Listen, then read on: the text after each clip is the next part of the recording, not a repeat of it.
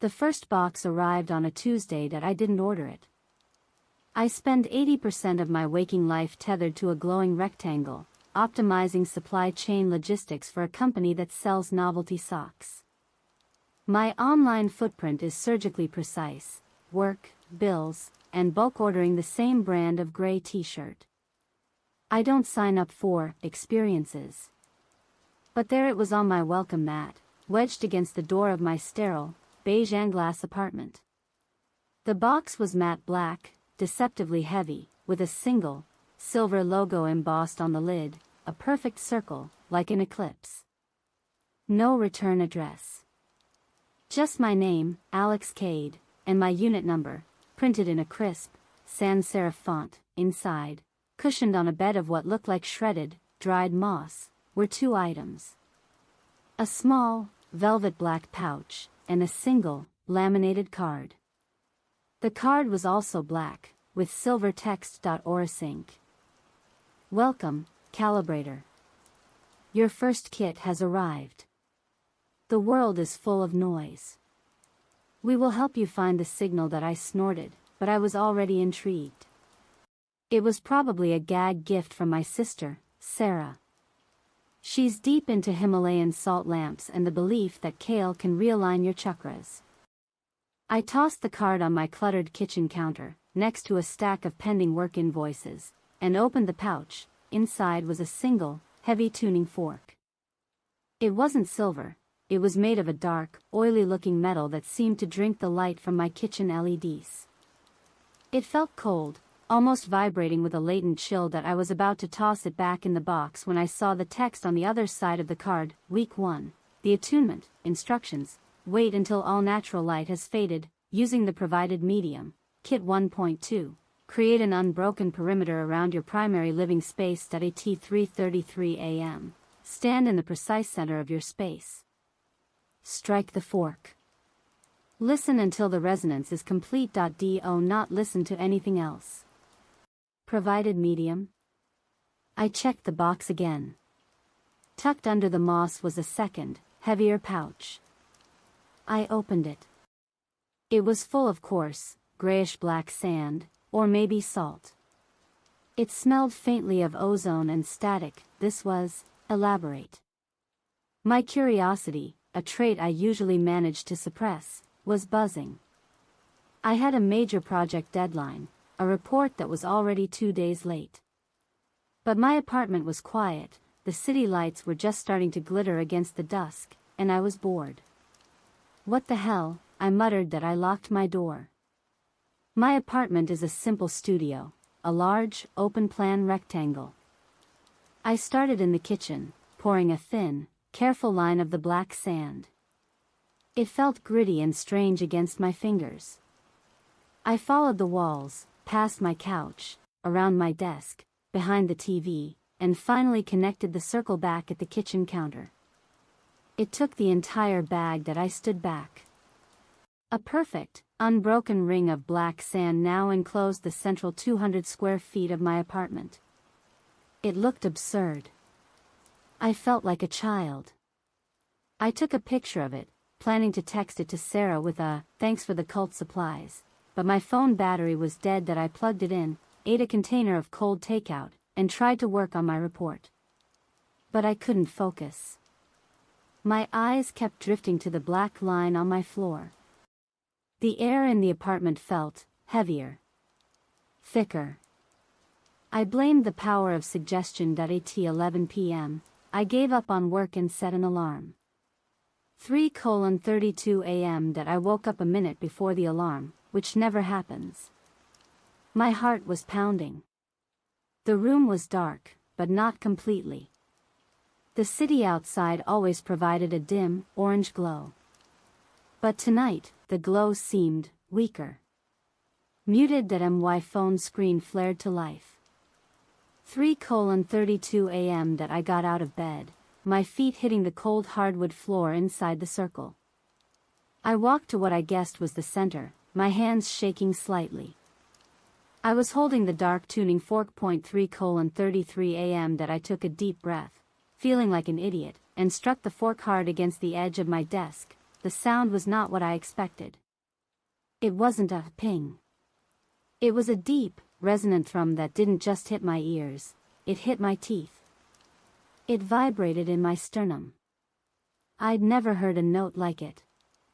It was impossibly high and impossibly low at the same time. Listen until the resonance is complete. That I stood in the dark, listening.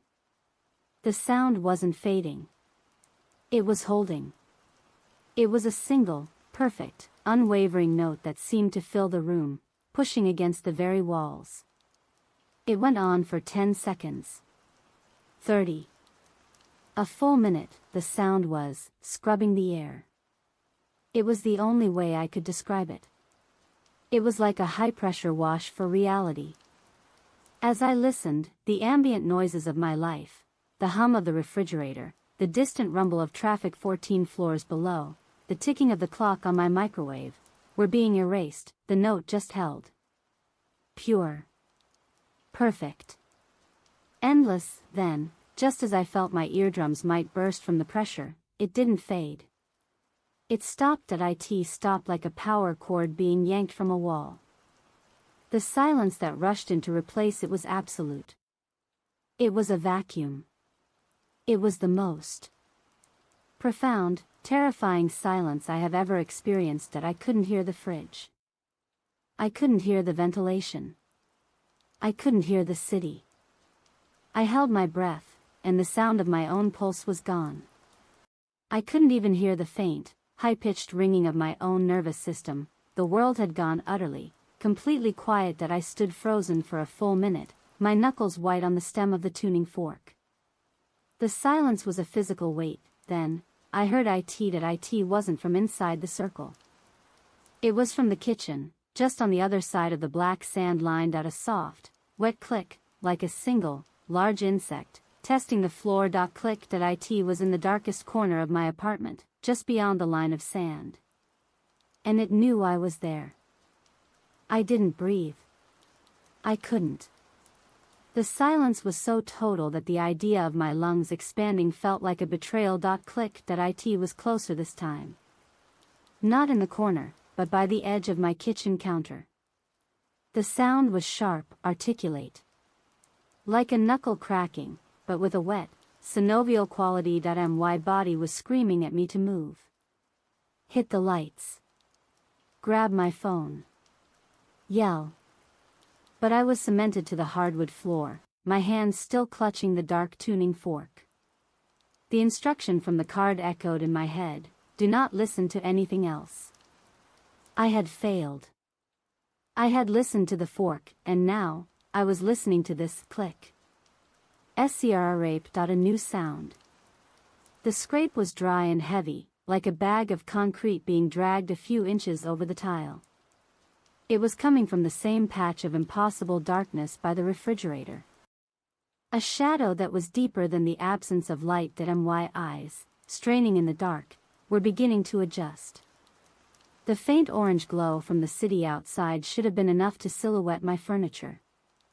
But the corner of my kitchen wasn't just dark, it was consuming the light. It was a void, and the void was moving. It unfolded. It wasn't an insect. It was too large. It rose from the floor in a jerky, disjointed motion, like a stop-motion puppet animated by a spiteful god. It was tall. Taller than me. It was a long, thin anomaly of shadow that seemed to bend and warp the very air around it. It took a step. Click. It dragged a foot. Scrape. It was just wrong. Its proportions were nightmarish. Arms that were too long, a neck that was too thin. I couldn't see a face, only the suggestion of a head, which slowly, deliberately, swiveled towards me. It knew exactly where I was, and then, I heard the whispering. It wasn't a sound in the room. It was a pressure inside my skull, a dry, sibilant hiss that formed words: filter, filter, noise. It was coming from the shadow. It wasn't speaking, it was projecting. The thing took another shuffling step. Click. It stopped, inches from the unbroken line of black sand I had so carefully laid that it was testing the perimeter. It stood there, motionless, for an eternity. The whispering in my head grew more insistent. Find the signal, calibrate. I was trapped. A 14-story drop behind me, and this thing, in front of me, separated by a line of esoteric sand from a subscription box. The shadow raised an arm. It was impossibly long. The joints bent in ways they shouldn't. It reached out, not at me, but over the sand line. The shadowy, three-fingered hand hung in the air, just inside my safe zone, dangling over the floorboards. It was waiting. I squeezed my eyes shut. This isn't real. It's a hallucination. Sleep deprivation. The fork dripped out a new sound. A thick, viscous drop hit the hardwood floor inside my circle, just a foot from my bare feet. My eyes snapped open. The thing's hand was still hovering. Another drop was forming on the tip of its long, claw-like finger, and then, the world came crashing back. The whump of my refrigerator compressor kicking on was so violent and loud that I screamed, a raw, ragged tear in my throat. The sound of the ventilation, the distant wail of a siren, the buzz of the alarm clock I hadn't set, it all flooded in, a tidal wave of comforting, normal noise. I scrambled, crab walking backward, and slammed my hand against the light switch by my desk. The apartment was flooded with the sterile, yellow light of my ceiling lamp. The kitchen was empty. My furniture was exactly where I'd left it. The refrigerator was humming. The city was glowing outside. I was alone. I was shaking so hard I could barely stand. My heart felt like it was trying to punch its way out of my ribs. It had to be a dream. A waking nightmare. I looked at the floor. The circle of black sand was pristine. Unbroken, but just inside the line, exactly where the shadow hand had hovered, were three, thick, glistening black drops. They were the size of quarters, and they weren't soaking into the wood. They were pooled on the surface, like beads of fresh oil. I knelt, not daring to touch. They smelled. It was a smell I couldn't place, but it hit the back of my throat, like ozone, burnt hair, and something metallic. Something like old blood. My phone, which had been dead on the counter, suddenly lit up. It was plugged in, but the screen hadn't been on. It wasn't a call. It wasn't a text. It was the AuraSync card. The one I'd left on the counter. The silver text was gone. New words were etching themselves onto the black plastic, glowing with a faint, internal, silver light. Phase 1 complete. Resonance established. The medium is now active. Do not break the perimeter. Your next kit will arrive when you have earned it. The light from my desk lamp felt thin and useless, a weak yellow stain against the memory of the absolute dark. I was breathing in gasps, my back pressed against my office chair, my legs drawn up to my chest. The refrigerator hummed. The city rumbled. The sounds were my new religion. I stared at the three black drops. They were real. They were sitting on my floor, mocking the return of normal physics. I was a calibrator. I had established resonance. And something from the other side of the silence had spat on my floor. My first thought, a hysterical bubble of workplace logic, was, that's a hardwood sanitation issue. My second thought was the card, still glowing faintly on my desk. Do not break the perimeter. I unfolded my legs, my joints cracking in the quiet. I was inside the circle. The drops were inside the circle. But the thing had been outside. It leaned over. It reached over. It dripped over. The sand line was a fence. Not a wall. I had to clean it up. I couldn't live in here with that. From my desk, I grabbed a stack of printer paper and a metal ruler. I crawled toward the drops, my stomach churning with the lingering smell of ozone and burnt hair. I touched the edge of the nearest drop with the ruler. It didn't splash. It didn't part. It was cohesive, like mercury, but thick, like tar. I pushed. The drop skidded a half-inch, intact, leaving a greasy, black stain on the wood. A cold panic seized me. I wasn't cleaning this. I was handling it. I folded a sheet of paper multiple times, turning it into a rigid scoop. With my other hand, I used the ruler to push the 3 oily beads onto the paper. They rolled sluggishly, heavier than they looked. I folded the paper over, and then again, and again, creating a small, square packet. It was warm. The packet in my hand was radiating a faint, sickly warmth. I stared at it, and the whispering from the darkness returned, a faint echo in my memory. Filter, find the signal. I shoved the packet into the empty metal trash can beside my desk. The stain on the floor remained, a dark, ugly smear that seemed to have already sunk deep into the grain. The sun was starting to rise. A pale, gray light began to dilute the orange glow of the city. 6 a.m. A normal day was beginning, and I realized my new, logistical nightmare. My kitchen was on the other side of the sand line. My refrigerator. My sink. My coffee maker. My bathroom. My gaze snapped from the bathroom door, a solid white rectangle 10 feet away, back to the glowing card. Do not break the perimeter. This was insane. It was just sand. Sand from a box. I had to go to the bathroom. I had to get water. I had to go to work. This is stupid, I said aloud. My voice sounded wrong, too loud in the pressurized quiet of the room. I stood up. I walked to the edge of the sand. It was a line, maybe 2 inches wide, a perfect, unbroken ring. It looked like a prop from a high school play. I held my hand out, hovering it just over the line. Nothing happened. The air didn't shimmer. No invisible force pushed back. I remembered the thing. The shadow. How it stopped at the line. How it reached over. It was afraid of the sand. Or, at least, it respected it. What would happen if I crossed it? The medium is now active, the card had said, from my desk. I grabbed a wooden pencil. I knelt. My heart was thumping a new, jagged rhythm. I slowly extended the pencil, holding it by the eraser. I pushed the sharpened tip past the sand, into the outside world of my kitchen tile. The instant the graphite tip crossed the barrier, the world changed. It wasn't a sound. It was the absence of it. The hum of the refrigerator, gone. The ventilation, gone. The distant sound of morning traffic, gone. A pocket of absolute, vacuum-sealed silence, exactly like the one from the tuning fork, had formed around the pencil. I yanked my hand back, pulling the pencil inside the circle. The sound of the fridge slammed back into my ears, so abruptly it made me flinch. I did it again. Pencil out. Silence.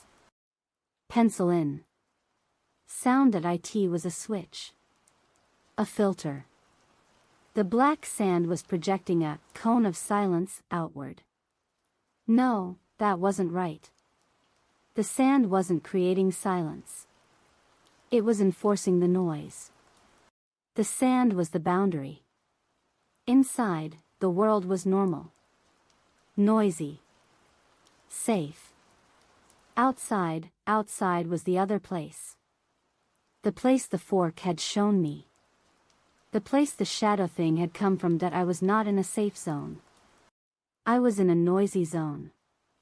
The rest of my apartment was now a gateway to that silent, terrible place. I sat back on my heels, the pencil clattering from my shaking hand. AuraSync hadn't sent me a kit to protect me. It had sent me a kit to contain me. I was the one in the cage. My phone buzzed on the desk. The sound made me jump, a jolt of pure adrenaline. I scrambled for it. It was a calendar notification. 9:00 a.m.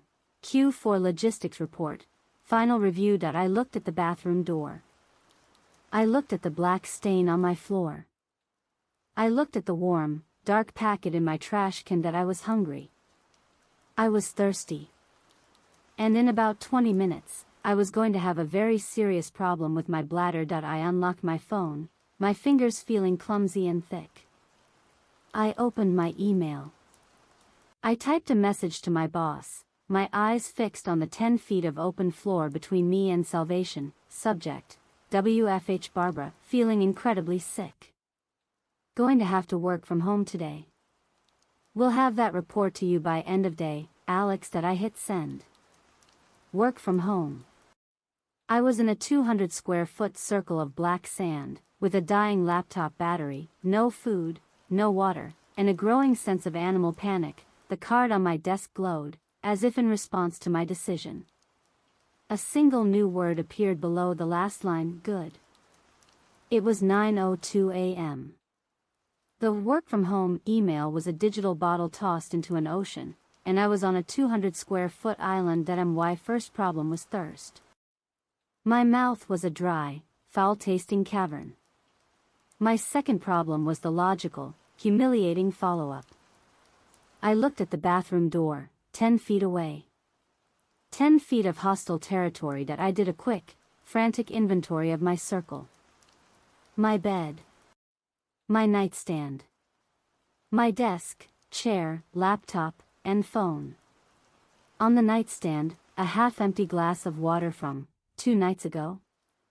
A thin film of dust floated on the surface. I drank it. I drank it like a man dying in the desert. The water was warm, stale, and tasted like my own apathy, but it was wet. It bought me time, but time was the one thing I couldn't quantify. The glowing card on my desk was my new clock. Good. The word was just sitting there. A passive-aggressive attaboy from a shadow dimension. I looked at the trash can. The small, warm packet of paper containing the 3 black drops. I had to get rid of it.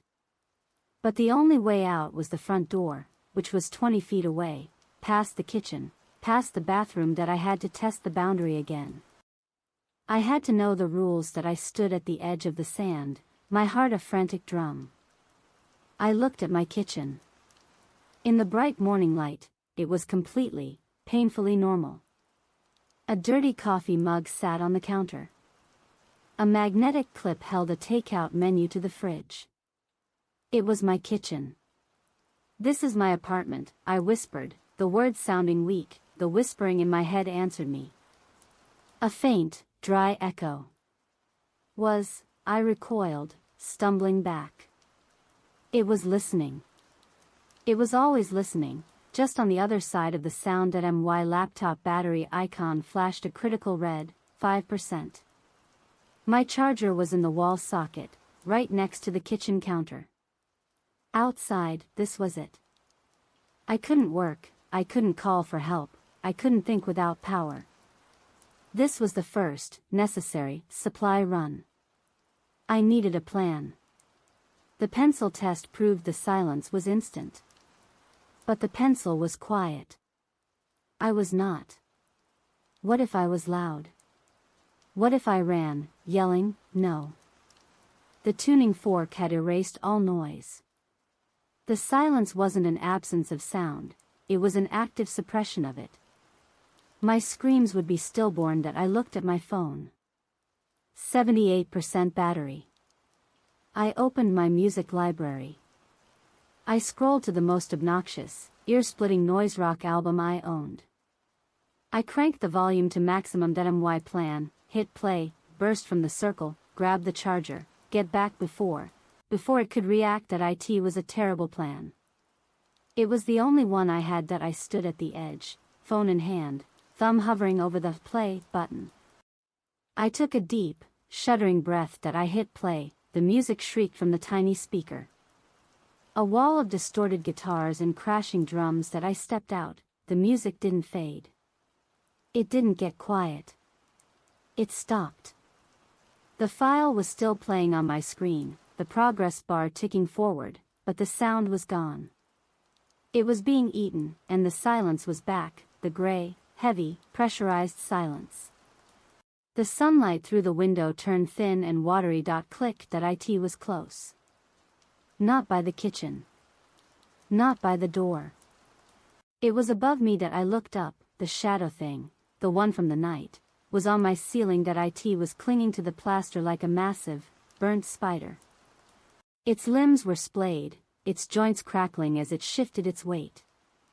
The impossibly long, thin neck bent, and the head, that faceless suggestion of a head, rotated 180 degrees to look directly down at me. Left, the circle, the whispers hissed, no longer an echo, but a direct, clear voice in my skull. Foolish signal, it unfolded one of its legs. It was so long it reached the floor, the clawed foot landing with a soft, wet thud on the kitchen tile, just inches from me. I screamed. I know I did. My mouth was open, my throat was raw. But there was no sound. It was a silent movie. I scrambled backward, tripping over my own feet, and fell back into the perimeter. Whomp, the sound of the universe came back like a physical blow. The music from my phone was suddenly, painfully loud. The hum of the fridge, the traffic, my own ragged, choking gasps. I threw my phone, and it hit the wall inside the circle, the music still playing. I was on my hands and knees, hyperventilating. I looked up, the ceiling was white. Empty. The kitchen was just a kitchen, the charger was still plugged into the wall. I was a prisoner. I was a pet. I looked at the glowing card on my desk. The music was still blaring from my phone, a frantic, meaningless noise. I crawled to my phone and shut it off. The silence that replaced it was just normal silence. The hum of the fridge. The sound of my life. I sat there, shaking, for a long time. I was thirsty. I was terrified. And my laptop was now a dead black rectangle. I had 1 bar of cell service. I could call 911. What would I say? There's a line of magic sand on my floor and a spider shadow on my ceiling? They'd send a wellness check. They'd break the perimeter. I thought about the shadow's arm. I thought about the 3 black drops. What would it do to a cop? No. I couldn't call. I was alone. Well, not quite. I looked at the glowing card. It flickered. New text was etching itself onto the surface. I held my breath. Calibrator 1147 is failing. The medium is porous. The filter is weak. You have invited noise into the silence. Now, it invites itself to you. I stared, confused. Invited noise? Then I looked at the trash can. At the small, warm packet. The 3 black drops. The drip I'd heard in the silence. I hadn't just listened. I had kept a souvenir, and then, from the trash can, I heard it. A sound from inside the circle. A sound that shouldn't be there. Click. The click was not an echo. It was not my imagination. It was a sharp, definite sound that cut through the comforting hum of the refrigerator. It came from the metal trash can beside my desk. My blood didn't just run cold, it evaporated. I was a statue of salt, my eyes locked on a simple, mesh wire wastebasket. The circle was my safe zone. My island. And the shark was in the rowboat. SSSKRR. A new sound. A dry, multi-legged scuffling. Like a large beetle, trapped and angry. I was trapped. The shadow thing was on my ceiling. I could feel its presence, a weight in the air just beyond the sand, and this new thing was in my sanctuary. No, I whispered, the word dry and useless. No, you don't. I had to look. Not knowing was worse. I crawled the last 2 feet to my desk, my body screaming in protest. The can was radiating a pulsing, distinct warmth. It wasn't just warm, it was hot, like an old-fashioned radiator. The smell of ozone and burnt hair was back, thick and choking. I braced myself. I leaned over. I looked inside. The paper packet was gone that IT hadn't unraveled. It had been dissolved. In its place, at the bottom of the metal can, the 3 black, oily drops had fused. They were no longer liquid. They were a structure that IT was a tripod of glistening, black material that looked like obsidian and wet cartilage. It was the size of my clenched fist. As I watched, a new, 4th leg began to extrude from the central mass, joint by joint, with a series of wet, popping sounds. It was building itself that IT twitched, and one of the completed legs tapped the metal wall. Clicked that IT was the source. It was a piece of the shadow, a seed. And I hadn't just invited it in. I'd given it a nursery that I fell back, crab walking away, my hands scraping on the hardwood. Oh God. Oh God. The thing in the can began to vibrate. It wasn't a random twitch. It was a resonance. A low, subsonic thrum that I felt in my molars. It was a sound under the sound. It was the tuning fork's note, played in reverse, played by something alive that IT was a beacon. It was calling, and something answered. The whispers in my head, which had been a faint, sibilant hiss, exploded into a chorus. It was a stadium of dry voices, all screaming a single, ecstatic word: signal, signal, found, found. I looked, not up, but out. At my kitchen, the bright morning light from the window didn't matter.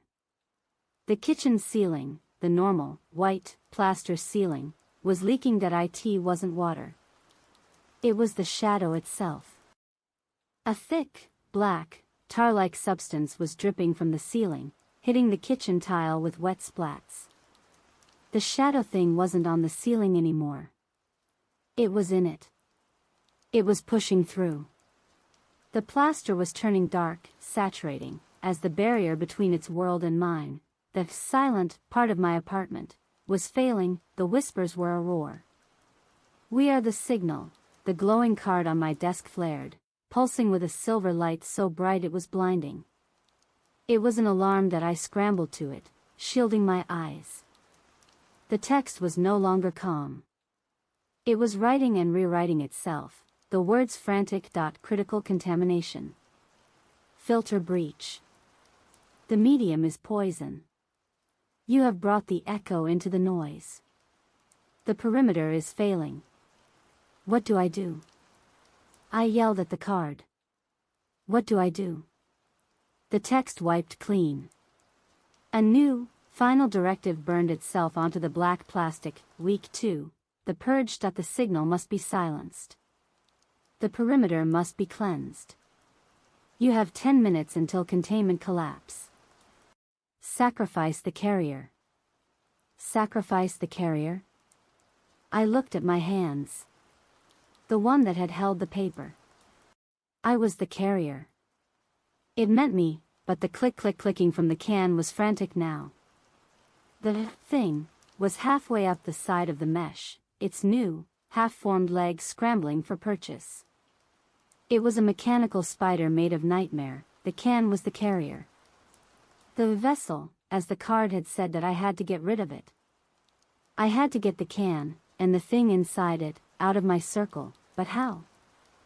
I couldn't cross the line.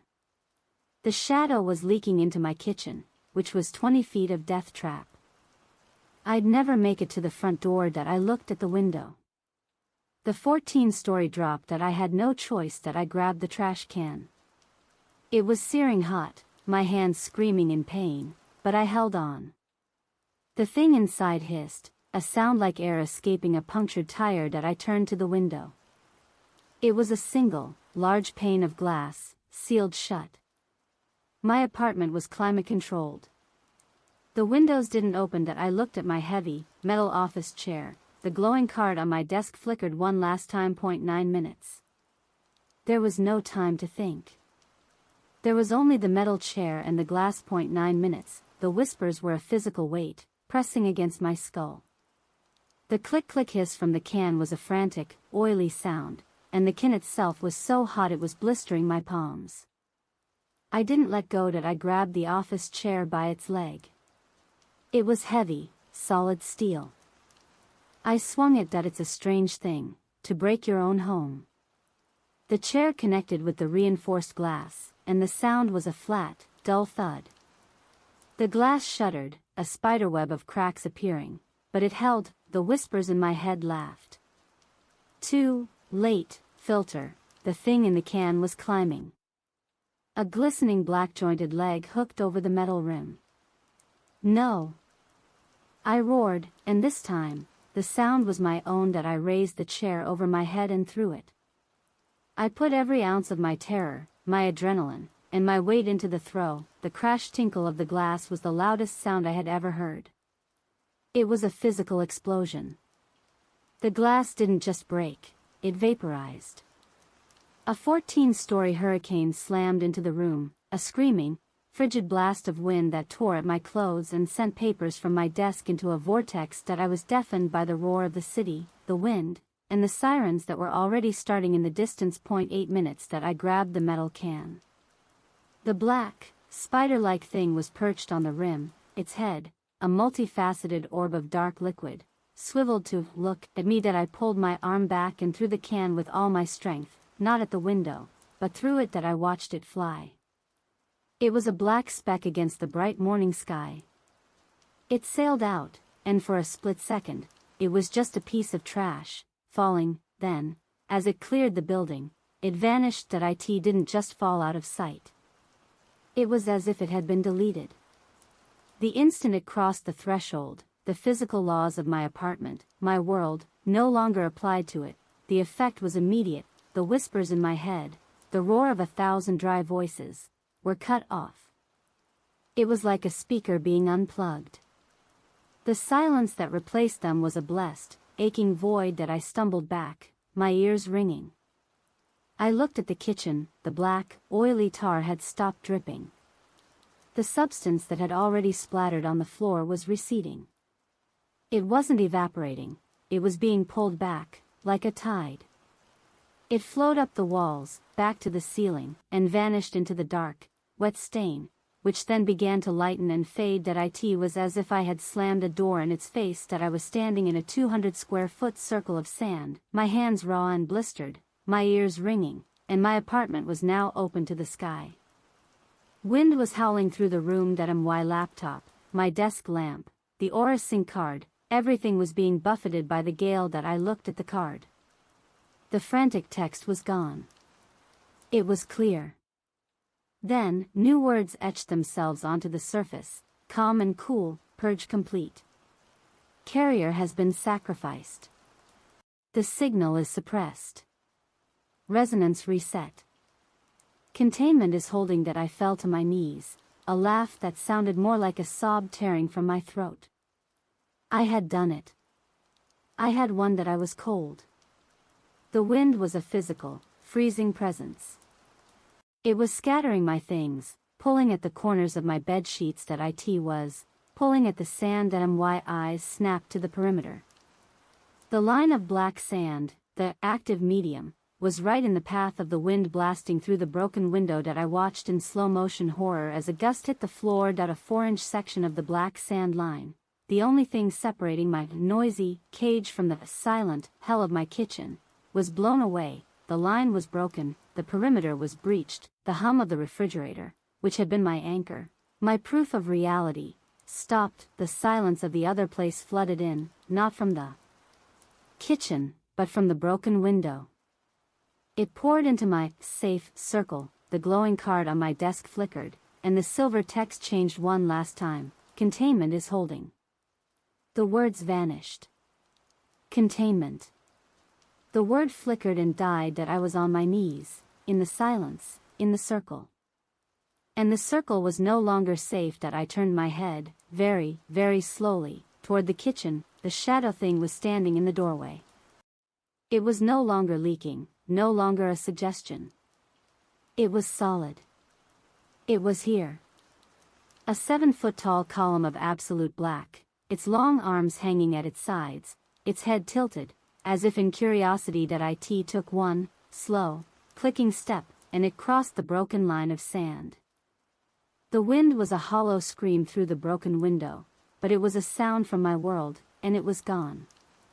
Replaced, the silence that flooded the circle was not an absence. It was a thing. It was a cold, pressurized gel that filled my lungs, my ears, my mouth. I tried to scream as the shadow thing stepped over the ruined sand line, and the sound died in my throat. It was like trying to yell underwater. Click. It was inside. 3 feet from me. I was on my knees, paralyzed, staring up at it. It wasn't a shadow. Not anymore. Now that it was in my space, my reality, it had to obey physics, and it was forcing them. It was a 7-foot-tall column of what looked like static. A roiling, 3-dimensional mass of TV snow, of crushed black insects, of pure, agonizing wrongness. It had a shape, but it was a shape that my eyes kept trying to reject. It smelled of ozone and deep, cold cellars, filter, broken. The chorus of whispers returned, but this time, it was not in my head. It was in the air. The words were being spoken by 1,000 dry mouths, all around me. The silence was speaking. The thing raised its impossibly long, jointed arm. The 3-fingered, claw-like hand uncurled. It was not moving to strike.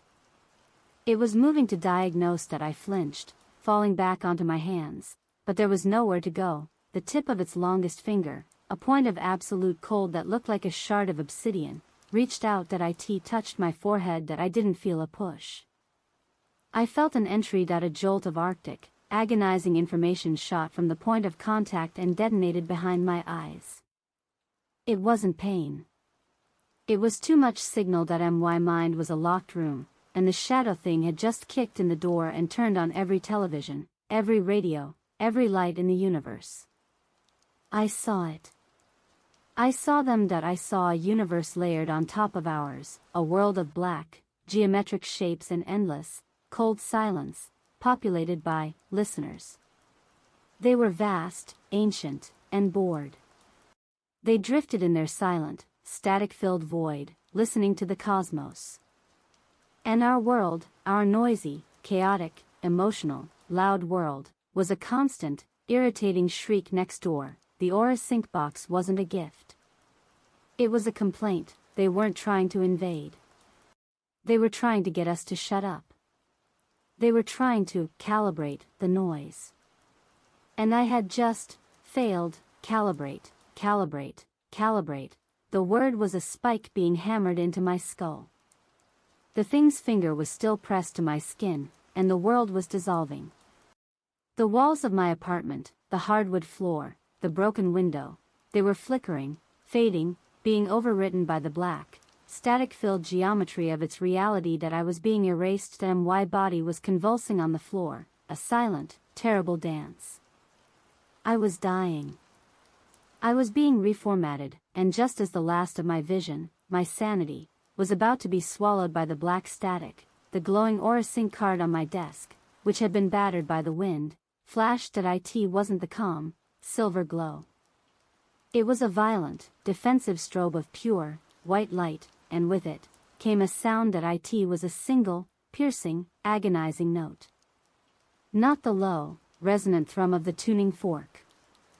This was a high-frequency shriek, a sound like 1,000 dental drills, a sound of pure, weaponized noise. It was my world, our world, condensed into a single, spiteful frequency. The shadow thing screamed. It was a sound that had no right to exist. A dry, tearing, multitonal hiss that felt like it was ripping the air apart. It recoiled from me, its hands snapping back from my forehead as if it had touched a live wire. The noise from the card was a physical assault. The shadow thing staggered, its static body flickering, breaking apart under the sonic pressure. The sound of our world was as painful to it as its silence was to me. It looked at the pulsing, shrieking card. It looked at me. It hissed, a sound of pure, unadulterated hatred. It didn't just walk out. It imploded. It folded itself in on itself, collapsing into a single, dark point, and shot backward, out of the circle, across the kitchen, and into the solid, unblemished wall, vanishing like a light being switched off. The instant it was gone, the piercing shriek from the card stopped. Wumph. The refrigerator. Hush. The wind. Weoo. The sirens, no longer distant, but screaming from the street below, the noise of my world, my beautiful, chaotic, loud world, came crashing back in. I was on the floor, gasping, my body slick with sweat. My forehead was numb, a spot of freezer burn where the thing had touched me. Blood was trickling from my nose. I was alive. I was shaking, but I was alive. I crawled to the desk. The AuraSync card was sitting there, the light back to its calm, silver glow. It was undamaged. I stared at it, my vision blurred. I had survived. I had passed, no. I hadn't passed anything. My head throbbed, a deep, terrible migraine. The world still looked fuzzy at the edges. The black static I had seen, a part of it was still there, a faint, buzzing afterimage in the corners of my vision. The touch had left a stain. I was compromised. The text on the card flickered. The last message faded. New words etched themselves onto the surface. Emergency Protocol 4C initiated. Signal contamination. Subject 1147 is unstable. The filter is corrupt. Kit 2.0 has been voided. Awaiting dispatch of Kit 3.0, the sanitization. The sirens weren't distant anymore. They were here, a Doppler-affected shriek that climaxed and died directly below my building. Then, the sound that was even worse. Bang bang bang. That a heavy, official knock on my apartment door. NYPD. Sir, we received a 911 call about a window breaking. Sir, are you okay in there? Open the door. I was a heap of sweat and adrenaline on the hardwood floor.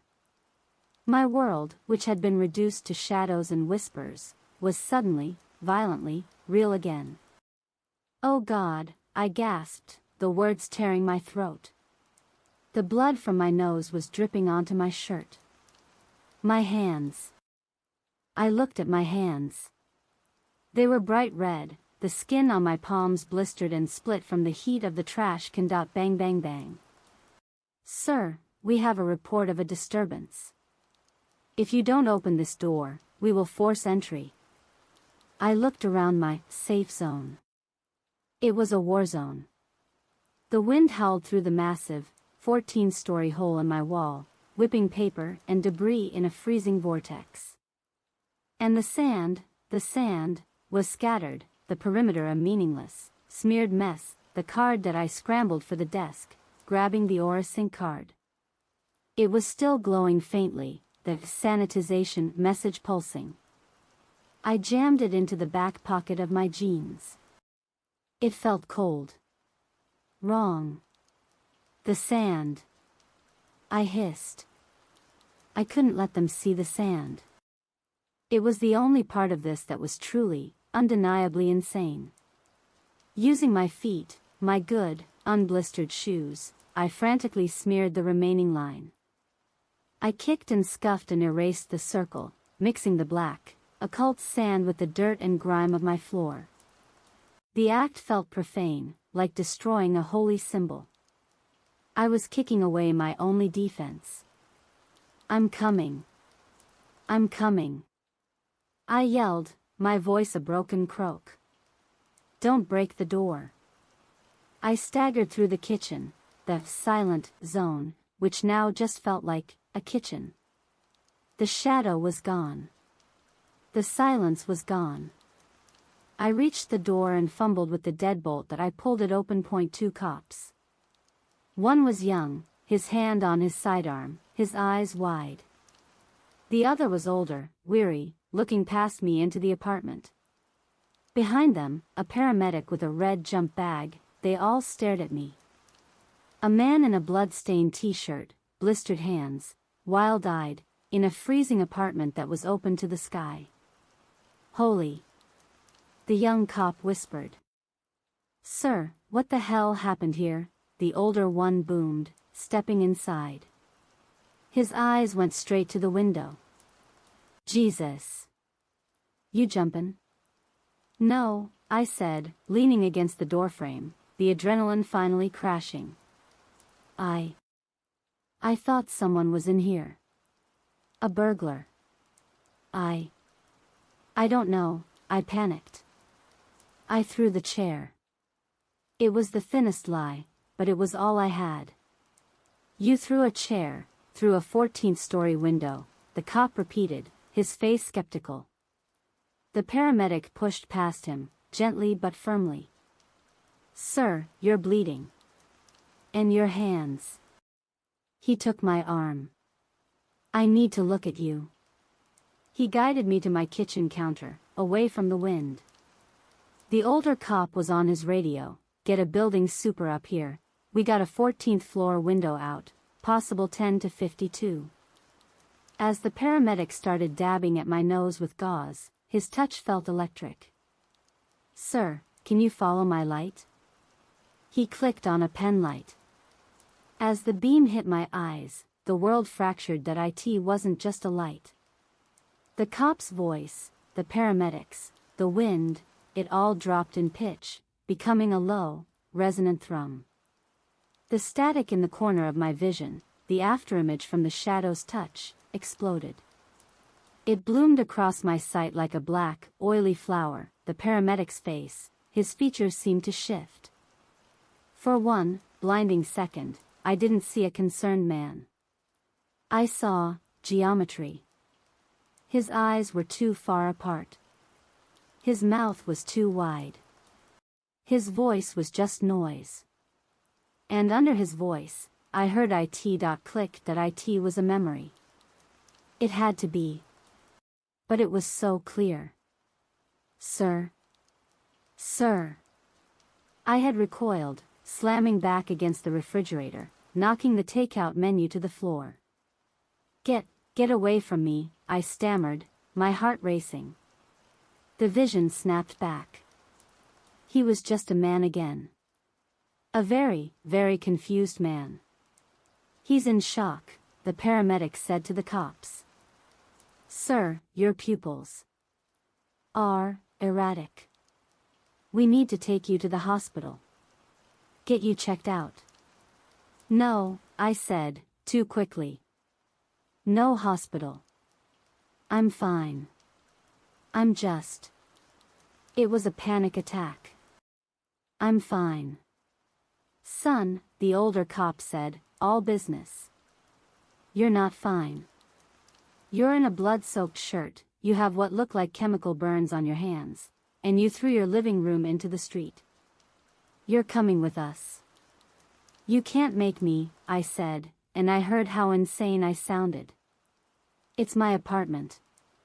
I'm not a threat. This was the new trap. They would take me to a hospital. They would put me in a room. A bright, sterile, noisy room. And I would be defenseless. I was corrupt. Unstable. And Kit 3.0 was coming that I had to be here. I had to be ready. I am not going, I said, pushing myself off the fridge. I held up my blistered hands. I was cleaning. I spilled oven cleaner. It got on my hands. I panicked. I thought. I don't know what I thought. The window, it was a mistake. The cops and the paramedic exchanged a long, heavy look. This guy is a psycho look. All right, the older cop said, sighing. He knew he couldn't force me without a fight, and I wasn't armed. Here's what's going to happen. The paramedic is going to bandage your hands.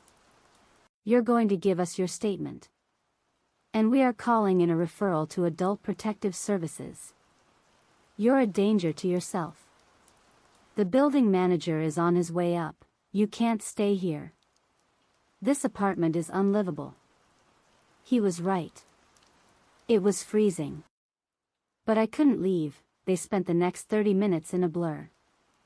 The paramedic, wearing gloves, reluctantly bandaged my hands, hissing at the severity of the burns. I gave a rambling, incoherent statement to the young cop. The older one just stood by the broken window, shaking his head, looking down at the street. Finally, they left. The building manager, a small, terrified man named Mr. Henderson, was waiting in the hall. "We'll get a board-up crew here in the morning, Alex." "My God, it's fine, Mr. Henderson. I'll stay at my sister's." I lied that he nodded, just happy to be able to leave. The door clicked shut that I was alone, that I was in a dark, freezing, wind-blasted apartment with a 10-foot hole in the wall.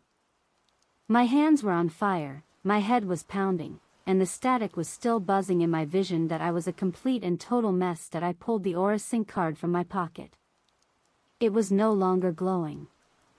It was a dead, flat black piece of plastic. The text was gone. "So that's it?" I whispered. "You break me and you leave?" The wind howled that I stumbled to my bed, pulling the heavy comforter off and wrapping it around myself. I needed to think. I was corrupt. I could still feel the silence, like an itch on my brain. The shadow thing's touch hadn't just been an attack. It had been an attunement that I had been calibrated, just not in the way they'd wanted. A sound from my kitchen made me stop breathing. That it wasn't a click. It wasn't a scrape. That it was the soft, electronic beep of my microwave. The time on the microwave display was 6 hours 66 minutes p.m. No, 8 hours 88 minutes p.m. The numbers were just wrong. Flickering. That I stood up, the comforter falling to the floor. A man was standing in my kitchen. That he wasn't a shadow. He was a man. He was standing right where the shadow thing had been, where the perimeter used to be. He was wearing a stark, white, seamless suit. It looked like a hazmat suit, but there were no zippers, no seams. It was as if it had been grown. His face was hidden by a mirrored, silver faceplate that reflected the ruined, dark room. He was holding a long, silver wand. It looked like a piece of high-end medical equipment. He hadn't come through the door. He was just here. He tilted his mirrored head, looking at me. A voice came from him, but his head didn't move. It was a synthesized, perfectly calm, perfectly loud voice. It cut through the wind like a razor. Subject 1147. We detected a catastrophic containment failure. He raised the silver wand, pointing it at me. A low, electronic thrum began to emanate from the tip. Sanitization is now in effect. The thrumming from the silver wand was not a sound. It was a cancellation. It was the sound of a hole being pushed into the world. Cease resistance, subject 1147, the synthesized voice said. It was calm, devoid of all emotion. It was the voice of a customer service representative reading an execution order. Sanitization is a non-negotiable protocol. This will be painless. Get out of my home, I hissed, my voice a ragged ruin. I was backing up, stumbling into my circle zone, which was now just a debris-strewn floor. The sanitizer took a single, fluid step. He was a creature of absolute, sterile grace. You have no home. You are a contamination. A node of corrupted data. You will be erased. I did the only thing I could. I grabbed the nearest object, my heavy, glass desk lamp, and threw it at his mirrored face. That he didn't flinch. He didn't move. He simply touched the lamp mid-air with the tip of his wand. There was no zap. No explosion. The lamp ceased. It didn't shatter. It unbecame. It dissolved in a silent, cascading shower of fine, gray, perfectly uniform dust. It was the most profound act of wrongness I had ever seen. The shadow thing had been a monster. This was a function. Resistance is noted, the voice said, flatly. He raised the wand again. Your corruption is at 94.7%. Unrecoverable. He was scanning me. The wand wasn't just a weapon, it was a tool. The static in my vision, the corruption he was talking about, was buzzing. It was an itch, a terrible, frantic energy. The sanitizer was a being of pure, white, seamless order.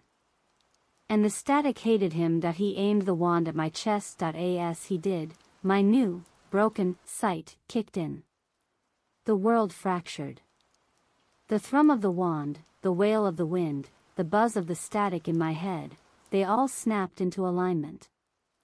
I could see the frequency. The sanitizer wasn't a man in a suit. He was a column of pure, white, weaponized noise, just like the card had been, but alive. He was the opposite of the shadow. The suit was a filter, a shell to contain him, to allow him to exist in our messy, chaotic reality, and the wand was his anchor. Erasing. The voice said that a beam of pure absence shot from the wand. It wasn't light. It was anti-light. It was a line of perfect, sterile nothing that I didn't dodge. I flung myself to the side, landing hard on my bandaged hands. The pain was secondary. The beam hit the wall where I had been standing. A perfect, 2-foot-wide circle of my apartment wall, drywall, insulation, studs, and the brick facade 14 floors up, vanished. It didn't. A cloud of gray dust was all that remained, which the wind instantly sucked out into the night that he was deconstructing my world, one atom at a time. That I was on the floor, cornered. The 14-story drop was at my back, and the sanitizer was in front. I was going to die, but the static was screaming in my head. The shadow thing's touch hadn't just corrupted me. It had taught me that it had taught me the silence. The sanitizer was a being of noise. The shadow thing was a being of silence. I was a bridge. I was the corrupt filter that he raised the wand for the final, clean kill. That I looked at him. I opened my mouth. And I screamed. That it was not a sound. That I focused every bit of my will, my terror, and the oily, black wrongness that was now a part of my soul. I pushed it out. I replicated the frequency. I became the tuning fork. I became the signal from the other side. That I screamed pure, absolute, static-filled silence. The effect was instantaneous and violent. The sanitizer convulsed. His seamless white suit glitched. The synthesized voice that came out was no longer calm. It was a digital shriek, full of pops and hisses. CC corruption. SIGNNAL. Overload. Protocol. FF fails. The mirrored faceplate cracked. A spiderweb of fractures raced across the silver, and for one terrible second, I saw what was underneath. That it wasn't a face. It was light. A blinding, solid, white-hot light, like the core of a star, now flickering and dying. That my silent scream was poison to him. It was the antivirus. "No!" he shrieked, in his own, true voice, a sound like 1,000 over-torqued circuits breaking at once. That he fired the wand wildly. The beam of nothingness shot across the room, erasing a 4-foot chunk of my ceiling. Debris and dust rained down. That he staggered back, his body derezzing. The white suit was pixelating, dissolving at the edges, just like the lamp had. He couldn't maintain his form in the presence of my corrupt signal. That he looked at me, his headlight flickering. He looked at his own dissolving hands. Sanitization. FF failed. With a final, agonizing pop of overloaded energy, he imploded. He collapsed in on himself and, like the lamp, became a cloud of fine, gray dust, which the wind immediately scattered. That I was alone. The silver wand clattered to the floor, its thrumming silenced. It was just a piece of metal that I lay on the floor, gasping, the world slamming back into focus. I was bleeding. My head felt like it had been split in two. Blood was leaking from my ears that I had done it. I had won that I was the corruption. I was the signal. I was the monster that the other monsters were afraid of. My apartment was a tomb, open to the sky. I was cold. I was shaking that I staggered to my desk. The AuraSync card, the one I had put in my pocket, was on the floor. It was dead, black plastic that I bent down, my bandaged, burned hand reaching for it. The second my skin touched the plastic, the card screamed that it was Neff. It was a flash of absolute blackness. A light-eating void. The card, which had been black with silver text, inverted that it was now a blinding, glowing silver, and new text was burning itself onto the surface in letters of pure, roiling static that it wasn't a message from AuraSync. It was a message from me. The card was syncing with me. Subject 1147 is void. A new calibrator is in effect. System overwritten. The signal is now the source. The wind was a funeral dirge, screaming through the 14-story hole in my life. I was on the floor, my breath coming in ragged, bloody-tasting clouds. My ears were ringing, a high, thin whine that sat under the roar of the wind. The silver card lay on the floor, a single point of inverted, static-filled light. The signal is now the source.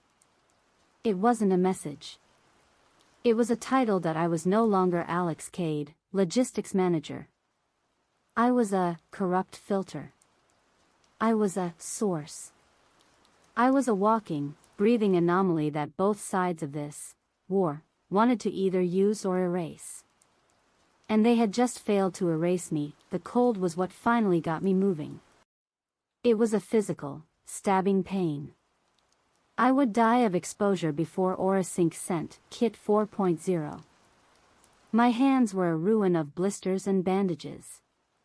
My head felt like it was full of broken glass. But I was alive that I stood, my muscles screaming. My apartment was a testament to the battle. A perfect, 2-foot circle of nothing in my wall. A 4-foot gash in the ceiling.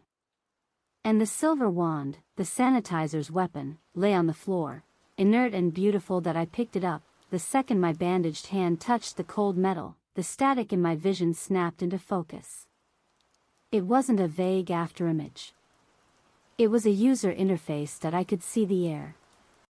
I could see the noise. The wail of the wind wasn't just a sound, it was a jagged, blue-white line, a chaotic scribble in my vision. The hum of the city from 14 floors below was a thick, muddy, orange-brown band at the bottom of my sight that I was seeing the world as they saw it. A cacophony of ugly, pointless signals that I had to leave. I was a liability, and this apartment was a grave that I staggered to my bedroom, which was mercifully untouched. I pulled on my heaviest black hoodie, my thickest jacket. I shoved my wallet and keys into my pocket. The silver wand, it was 4 feet long. I couldn't carry it that I looked at it. The sanitizer had erased my lamp with it that I held the wand over the metal trash can I'd thrown. It was still there, dented and scorched. I found the activation stud. I pressed it, nothing. It was dead. The sanitizer's power source, his life, had been the battery that it was just a useless, silver stick that I dropped it. I didn't need it. I was the weapon that I put my hand in my pocket. The inverted card was cold. Colder than the wind. I pulled it out, the static-filled text was moving. It was no longer a statement. It was a list. Calibration targets, local. Signal, 1.4, Sloan, 12B, grief. Noisy. Signal, 2.1, Petrov, 14B, anxiety. Noisy. Signal, 0.8, Henderson, super, fear. Moderate, that it was a list of my neighbors. It was reading their emotions. Their noise that I shoved the card back into my pocket, my hands shaking. No, no, no. I ran from the apartment. I didn't look back. I slammed the door, the lock clicking shut with a final, hollow thud. The hallway was quiet. Warm. The contrast was so severe it was dizzying. I leaned against the wall, my heart a trip hammer. The static in my vision was still there, but it was quieter out here. The noise was less that I stabbed the elevator button. I just had to get to the street. Get to my sister's. Sarah. I had to get to Sarah. The elevator dinged. The doors opened. Mrs. Petrov from 14B was inside, holding a small, yapping dog. "Oh, Alex, dear," she said, her voice a high, reedy sound. "My goodness, what a night." I heard such a, "Oh, you're bleeding." I stumbled in, hitting the button for the lobby. The doors closed, sealing me inside with her, and my sight exploded that it was too much. She was a son of terrible, frantic noise. I didn't just see her. I saw her. Her aura, her signal, was a shrieking, chaotic mess of purple and yellow static. I saw her anxiety about her rent, a sharp, stabbing yellow, her loneliness, a deep, pulsing, ugly purple, her obsessive, irritating love for the yapping dog, a frantic, looping pink, that it was deafening. The sound of her life was an agonizing, pointless shriek in my head. Are you quite all right, dear? You look so noisy." The thought wasn't mine. It was the static. It was the corruption. It hated her. I began, but I couldn't speak. I was clutching my head. The dog yapped, and the pink signal flashed, stabbing me behind the eyes that I snapped that I didn't mean to. I just pushed.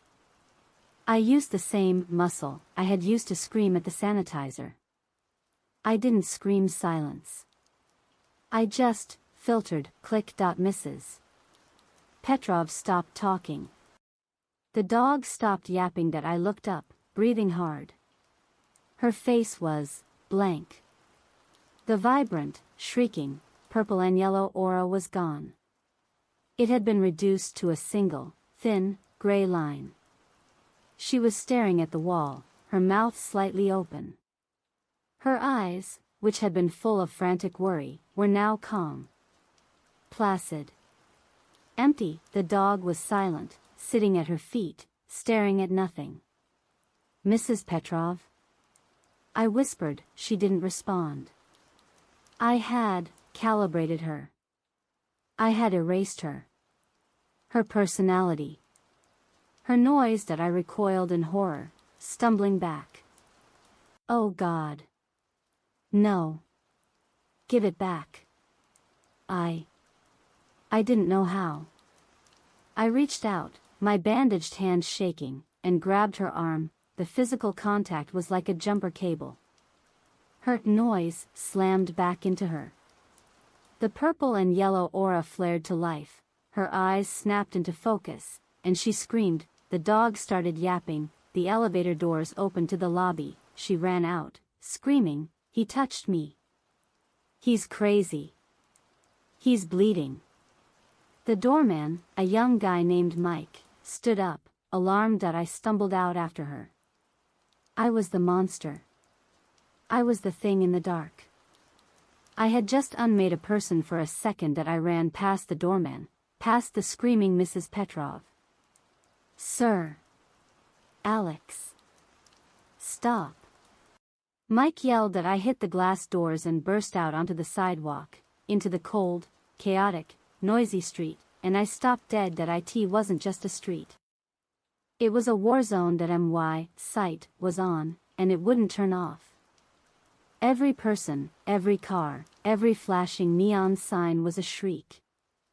The air was thick with a billion, overlapping, agonizing signals of anxiety, greed, fear, joy, and pain. That IT was a tidal wave of noise, and the static in my head, the corruption, was hungry. The card in my pocket pulsed, cold and hard. The list was updating. Calibration targets, 1,481. 1,482. I wasn't a calibrator. I was a black hole. And the city was a feast. The city was a symphony of agony. That I stood on the corner of 58th and 3rd, and the world was trying to tear itself apart inside my skull. It wasn't just sounds. The honk of a taxi was a jagged, filthy yellow spike. The shouting of a street vendor was a rapid-fire burst of greasy, red-brown static. The collective, mundane anxiety of the morning commuters was a high-pitched, incessant, gray whine that underlay everything. That IT was pain. The noise wasn't just an annoyance, it was a physical, razor-wire assault on my new senses, so loud.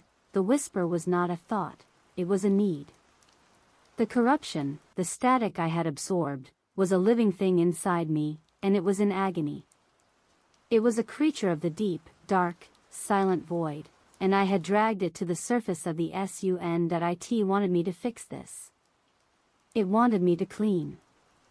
Shut up, I whimpered, clutching my head, my bandaged hands throbbing. People were staring. A woman in a business suit gave me a wide berth. Her noise, a panicked, lime-green flicker, silence, them. A man right in front of me, reeking of stale coffee, was yelling into his phone. I don't care what the VP said. You tell him that I am the one who. His noise was a bright, obnoxious, orange cannonball. It hit me, and I couldn't breathe. That I snapped. I looked at him. That I didn't just filter.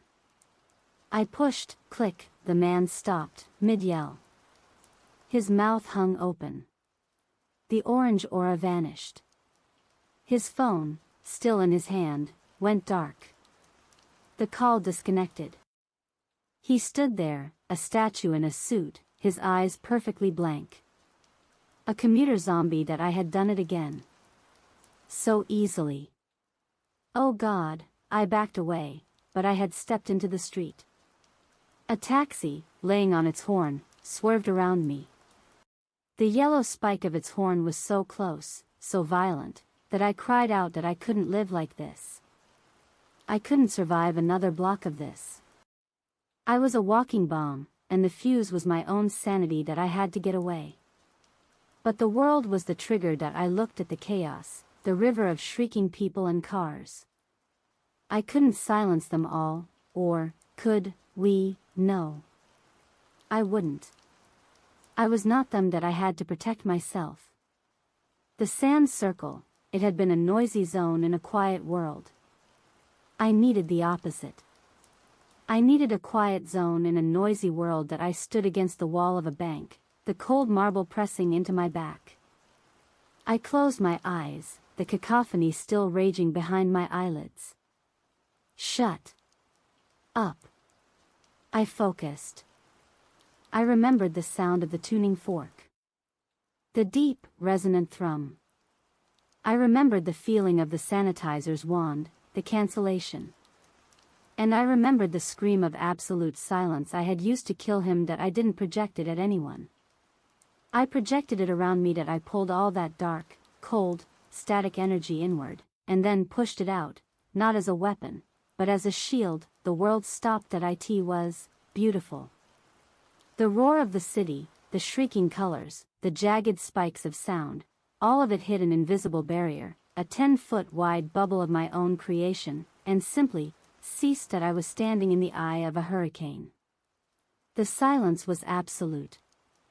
The same, vacuum-sealed, pressurized silence from the tuning fork. That I opened my eyes. That a woman who had been walking toward me had just stepped into my bubble. She froze. Her noise, a light, anxious blue, snuffed out. Her face went slack. Her purse dropped from her hand, hitting the pavement with a silent thud. A pigeon, pecking at a crust of bread, stepped inside the circle. It stopped. It didn't fly away. It just ended. A perfect, feathered statue, the man in the suit I had calibrated was still standing blankly, but he was outside my bubble. My new silence was stronger. It was pure that I had created a dead zone. A 10-foot circle of unlife, of perfect, calibrated nothing, on a busy Manhattan sidewalk, and I was the center that I was breathing hard, but I was safe. The pain was gone. It was just quiet, but I wasn't alone in the quiet. The static in my vision, now calm, began to swirl. It was focusing, looking that I turned my head. The bank building I was leaning against was all glass and chrome. A perfect mirror that I saw my reflection. A disheveled, bleeding man in a hoodie, and in the glass, behind me, reflected from the other side, they were watching the shadow things. They weren't on the street. They were in their own world, the black, geometric, static-filled void. But the glass between our worlds was now thin. My bubble of silence was a window. And they were pressed up against it, dozens of them. Tall, thin, spider-like silhouettes, their faceless heads all tilted, all staring at me. They weren't angry. They weren't hunting, they were interested. They were listening that I had created a pure, uncorrupted signal.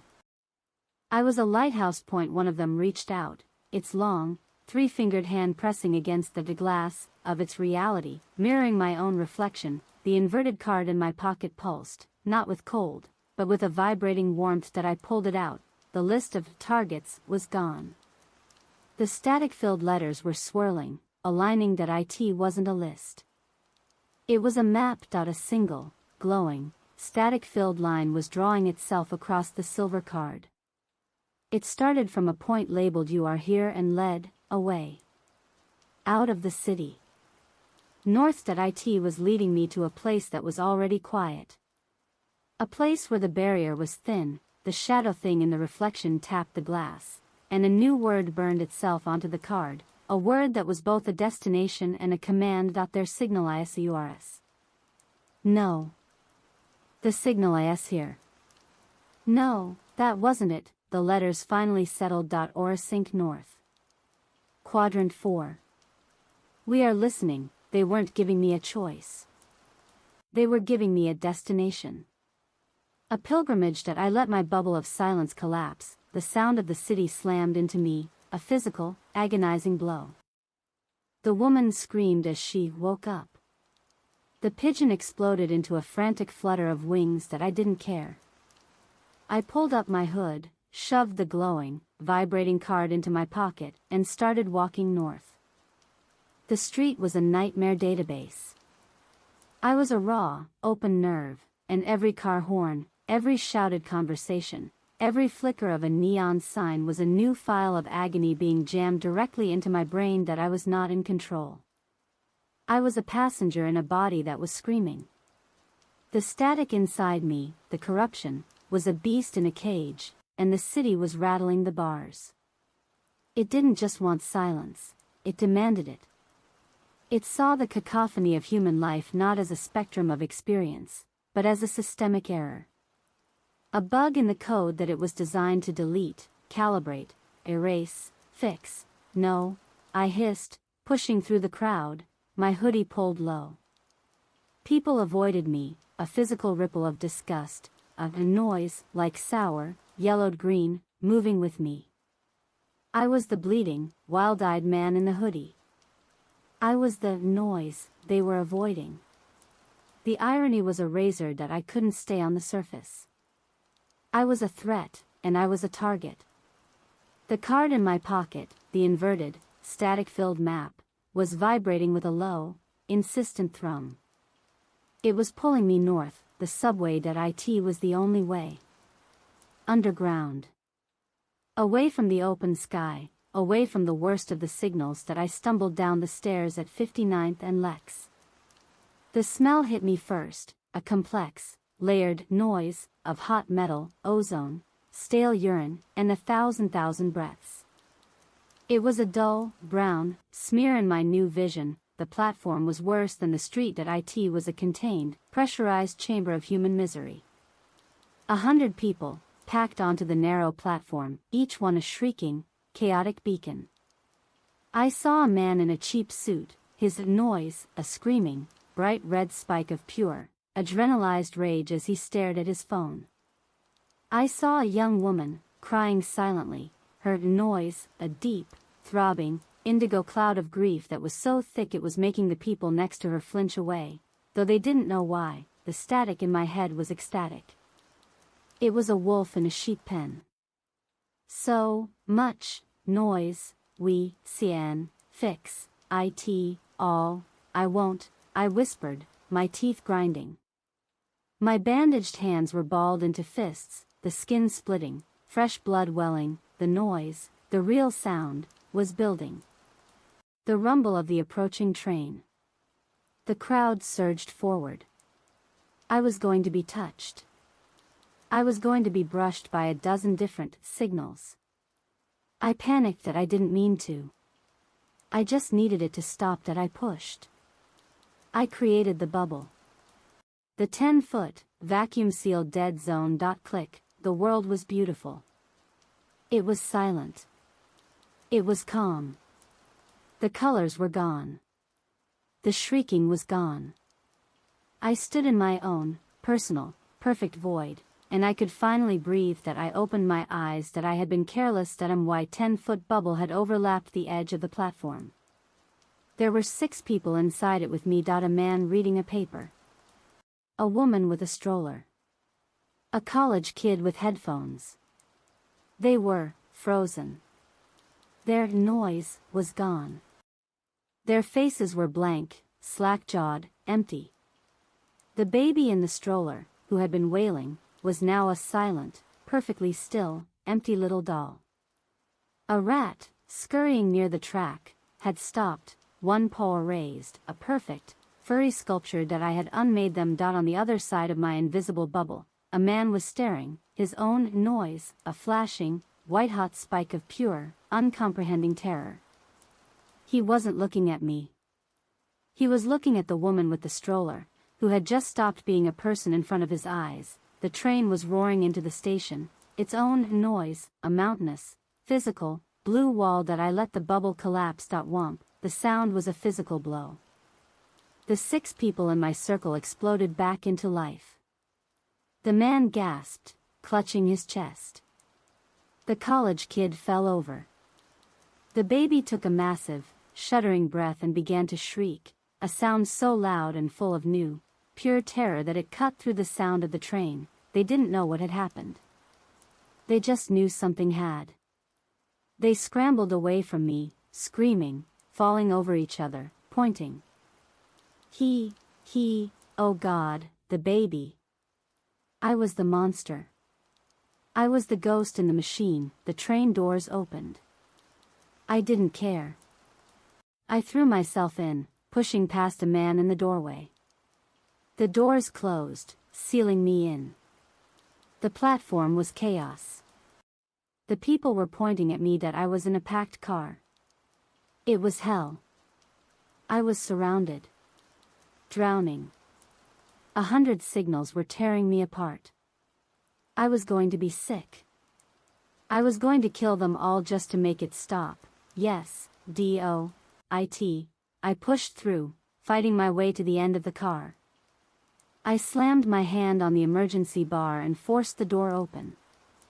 The clang of the metal, the shriek of the alarm, was nothing. That I stumbled into the space between the cars. It was cold. It was rattling. It was loud. And it was perfect. The physical roar of the wheels on the track, the grind of metal on metal, was a deafening, physical wall of simple noise. It was a single, massive, deep blue signal. It wasn't complex. It wasn't emotional. It was just sound, and it drowned out the people in the next car. That I was alone, standing on the rattling metal plate, the tunnel walls a blur of black and filth just inches away.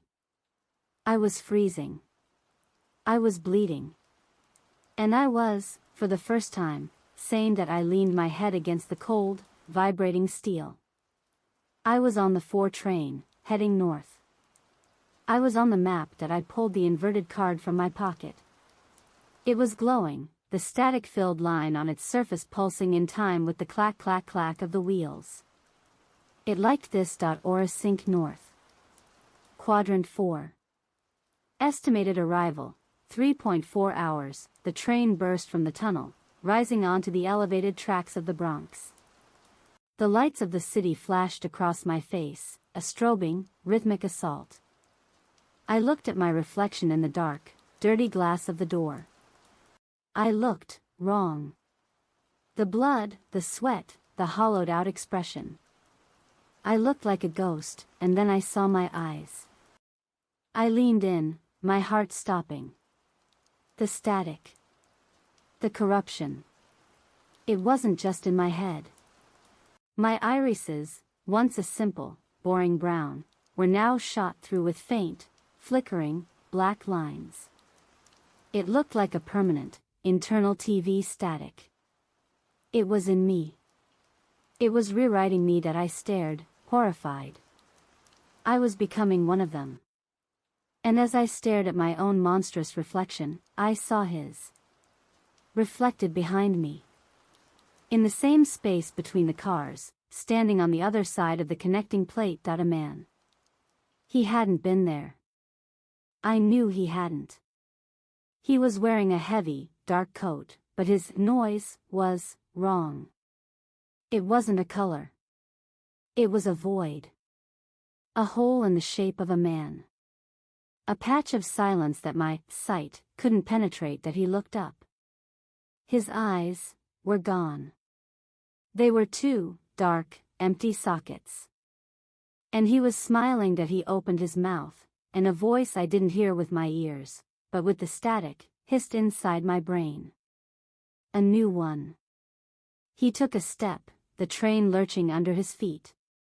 And you are, so, very, loud. From his sleeve, a dark, oily tuning fork, identical to my first one, slid into his hand. He was another calibrator. And I was the noise he was here to erase.